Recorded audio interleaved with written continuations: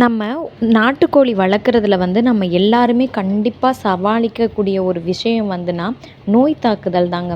நோய் தாக்குதல் வந்து எதுக்காண்டி நம்மளுக்கு எல்லாத்துக்கும் வர்றதுக்கான ரீசன் அந்த ஒரு தான் நம்ம எல்லாத்துக்கும் வர வைக்கும். அது என்னன்னு கேட்டிங்கன்னா எச்சங்க.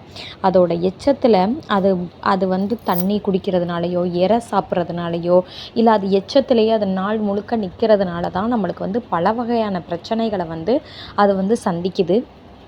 அதுக்கு வந்து முழு பொறுப்பு நம்ம தான். இப்போ நீங்கள் பார்க்குறது வந்து இந்த செட்டப் வந்து நம்ம வந்து ஒரு எப்படின்னு கேட்டிங்கன்னா நம்ம வீடுகளில் யூஸ் பண்ணுவோம் இல்லையா, மர பீரோ. அப்போ அந்த காலத்து வீடுகளெல்லாம் அது வந்துட்டு நம்ம வந்து என்ன செஞ்சிட்டோம்னா அதில் வந்து 3 அடுக்கு இருந்துச்சுங்க.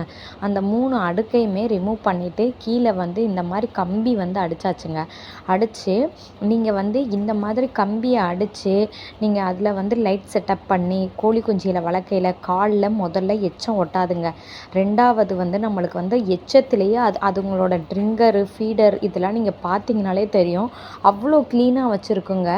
ஏன்னா அதுங்களுக்கு வந்து நம்ம அந்த இடத்த ஒன்றும் மண்ணுமா அதிலேயே உழப்பிக்கிட்டு இப்போ நம்ம அதை வந்து பேப்பர் போட்டு அதெல்லாம் வளர்த்துட்டு வரையில் அதில் வந்து பல வகையான பிரச்சனைகளை வந்து நம்ம கண்டிப்பாக எல்லாருமே பார்த்துட்டு இருப்போம்.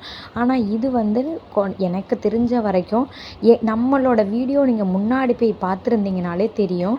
இதில் வந்துட்டு நம்ம இதை எப்படி இப்போ இதில் வந்து நம்ம கோழி குஞ்சுகள் எவ்வளோ ஒரு ஆரோக்கியமாக இருக்குது அப்படின்றது இப்போ நான் காட்டுறேன் இல்லையா, கீழே பார்த்தீங்கன்னா அதோட எச்சம் எல்லாமே கீழே வந்துடுதுங்க. இல்லை இதை வந்து நம்ம பண்ணிவிட்டு 2 செங்கலை வச்சு மேலே கொடுத்து தூக்கி வச்சிட்டோம்னா நம்மளுக்கு வந்து அது என்ன செஞ்சிடும், அந்த எச்சம் எல்லாமே அதுக்குள்ளேயே போயிடும், அந்த கீழே விழுந்துடுங்க, உள்ளே வந்து விழுகாது. அப்படி பண்ணையில் நம்மளுக்கு வந்து கோழி குஞ்சுகளுக்கு வந்து எந்த விதமான ஒரு நோய் கூட வர்றதுக்கான வாய்ப்புகள் இல்லாமல் நம்ம வளர்க்கலாமுங்க.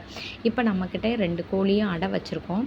இப்போது இது வந்து நான் இப்போ காமிச்சது எல்லாமே 1 மாதத்து குஞ்சுக்குள்ளே தான். இது வந்து 1.5 மாத குஞ்சுகள்லாம் வந்து இருந்துச்சுங்க, அதை தனியாக அடைச்சாச்சு. இப்போ நம்ம வந்து இதை என்ன செய்யலான்னு கேட்டிங்கன்னா ஒரு இது மாதிரி மேலே ஒரு கவர் இல்லாட்டா எதையோ ஒன்று ஒரு பலகையை வச்சு நம்ம காற்றோட்டம் அவங்களுக்கு போகிற மாதிரி லைட்டாக விட்டுட்டு மூடி வச்சிட்டோம்னாலும் இதை வந்து நம்ம கவர் பண்ணிட்டோம்னா பெரிய வேறு கோழிகள் வந்து அதை டிஸ்டர்ப் பண்ணாதுங்க. ஏன்னா வந்து ஒரு கோழியும் வந்து ஒரு கோழி குஞ்சியில் டிஸ்டர்ப் பண்ணும்போது அதனாலேயே பாதி வளர்ச்சிகள்லாம் குறையும். இது ஒரு செட்டப் பண்ணியிருக்கோம். இன்னொன்று வந்து இது வந்து என்னென்னு கேட்டிங்கன்னா கரெக்டாக 1 நாள் குஞ்சு, 2 நாள் குஞ்சு, 3 நாள் குஞ்சு இப்படி வந்துட்டு நாங்கள் வந்து இதை அன்னன்னைக்கு இன்குபேட்டரில் வந்து பொறிக்க எடுத்துகிட்டு வந்து வளர்த்துட்ருக்கோங்க. இதுக்கும் அதே செட்டப்பில் தான் பண்ணுறோம். இப்போ வந்து நம்ம வந்து இந்த எச்சத்தை வந்து கரெக்டான முறையில் நம்ம அள்ளிடுவோங்க. ஏன்னா இப்போ நீங்கள் வந்து மதியானம்லாம் சாயந்தரம்லாம் நீங்கள் எப்போ வந்துட்டு உங்களுக்கு ஃப்ரீ டைம் கிடைக்குதோ அப்போ எல்லாமே இந்த எச்சத்தை நீங்கள் அள்ளையில் அந்த எச்சத்தில் தாங்க நம்மளுக்கு பாதிக்கு பாதியான நோய் தாக்குதல் வர்றதுக்கான வாய்ப்புகள் முழுக்க இருக்குது. நீங்கள் எச்சத்தை எந்த அளவுக்கு தவிர்க்கிறீங்களோ அந்த அளவுக்கு வந்து நல்லதுங்க. இப்போ நம்ம அந்த 1 மாத குஞ்சுக்கு நாங்கள் ஏன் இதில் பேப்பர் வந்து 1 மாத குஞ்சுலாம் கிடையாதுங்க. இது வந்து கரெக்டாக ஒரு 15 நாள் இல்லைனா ஒரு 10 நாளைக்குள்ளே தான் இந்த குஞ்சுகள்லாம்.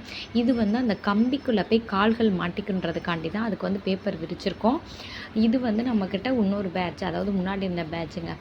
ஏன்னா என்ன தான் நம்ம வந்து அவங்கள நம்ம கூண்டுக்குள்ளேயே வச்சு வளர்த்தாலும் கொஞ்ச நேரம் அவங்கள காலாட விடுறது ரொம்ப நல்லது இல்லையா, அதனால் அவங்கள திறந்து விட்டாலே அவங்க வந்து இந்தளவுக்கு ஆக்டிவாக இருப்பாங்க.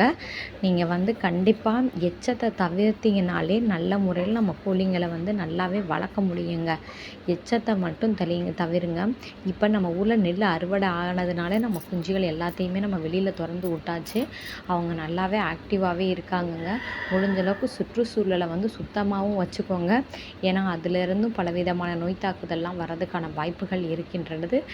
நம்ம சேனல் நீங்கள் சப்ஸ்கிரைப் பண்ணிட்டே வாட்ச் பண்ணுங்கள். அடுத்த போடுற வீடியோவில் நீங்கள் எல்லா விஷயங்களையும் நாங்கள் அடுத்தடுத்து சொல்கிறோம். நீங்கள் வந்து